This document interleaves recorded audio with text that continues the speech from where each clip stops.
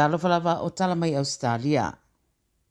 O whasai le pandemi o Ausetalia Anthony Albanese le whasai no toi whaonga le social media app a saina le whaingo le TikTok I telefonia le malo. No winga le amunumulita iei Ausetalia isi atunu e peo a Amerika, Kanata, UK ma New Zealand o no popolenga o lo sipai mai iei saina whaonga ai le app le pēna ripotia le Australian. O minister o li putia le whaongai no burner phones e whaongai le app lea a ua whaaleo ai langona le fia o le pulenga le TikTok Australia ma New Zealand o na ua whoringa o tatai le polokiki le nei whaaiunga ai le ai ni mea moni. E siria ma le awha fitse lau whaailo tau polokiki po o science sa whapena whapipi I runga o Pomare I sini e le ave sea lava taluna mai ale palo tale stete ma o whailo ai nei sui tau wā e ana ia whaailo e soltu la fono le ngai oinga. O le so upo le Osgrid, Emma Shanks, wa ia whaamatala, o le teimi nei la e whaasala le sui tau wā e le se lauri ma se fulo te tongi pe a whaia le ave sea lava la tau whaailo mai Pomare. Ma mai Shanks, wala ngona no la tau le fia ono le toa tele sui tau vāna tau vā ina nei pālota e leo popole le sori o le tū la fono. Ma o whaelo fo e o isi sui tau vā ua umona tu ina ia la tau sala. Whai mai le Osgrid e le whaingo whila la tau ngā ruenga le ave sea mai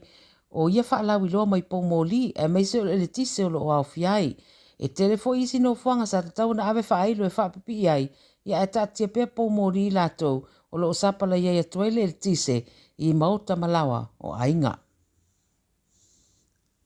Ua maririu se urungari la iti mana la pepe na ua la vele wa alele la ititi na malangane ai I le itu I mātu o Queenselani. O lo mawhatia aingo se ri pailate Riley Kurt malona to olua Marie le maitanga o no le whalavelave wa tūlai mai. O le wa alele na pa ui le Clark Rangers ma maririu ai lava. Whailoi li pote le 9 News o le pailate o le atari o se leo leo ma whato a ono maasina talo na mai ala la whaipoiponga masiona to olua.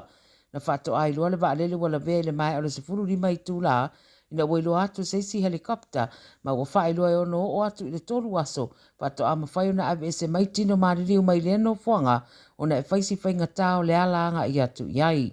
O lo whai anei so e suenga, I le mafua anga le nei wha lave. Ua lipatia le so le whaelo atu fo I onisi o whamatalanga patino I tangata, o lo iei whamaunga le Service New South Wales, I se mata upu o soria I fo I tūlanga whaarilolilo ia au nanga. O se whaalinga la tamai mai le ofisa lea I se teimi le imamau atu, luaspulu o mati, na ilo ai mai ia whamaunga o le data breach, e pei ona lipatia le 7 News. O whamaunga sa o noa a fiai lea whaale tonu, e au fiai la isene ave taavale o tangata manumero la isene o taavale, whamaunga mo whesota inga mai ngua o whanau o tangata le stala. Wai mai le Service in South Wales, o se whaale tonu e a fiai na o tangata sa log in, I le teimi lea ia latu accounts, mai titi se a fianga tele mai lea ito e ngā whaale tonu, ma ua mai a fo I le whaafita uli.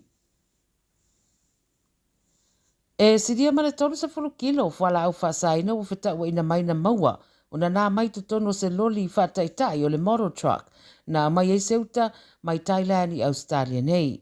O seuta au mai le waa alalo e au fiele loli le ana tau nui Port Botany, a sa sefuru ono mati, e mai sui o le Australian Border Force, na lato maua I ele tolu su 5 kilo, whala au whasaina, na nā mai tu tonu o se vaengo le loli, mai sidia ma le se lau kilo le mamafa, ma pe ama le se fulu miliona lo na tau, ia pe sidia fo ma le se fulu 5 miliona le street value.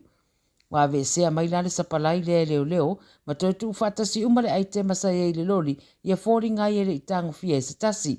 Wa mai na ave sa o atu le loli se no fuanga I Haymarket, mai le mai o le lua vai aso, ua po e nai nei e leo le tangata lea sa ia talia ina leuta, mai toi tu rai il whaamsnonga i lea sa rua spul whao me. O le whaasalanga o pito mawalunga o lea so tu la fono, o le solo atoa I le wharepui. Tala ia le video Samoa, mo le nei au auli mau foi se whaapoponga tai au, whaasoifua ia.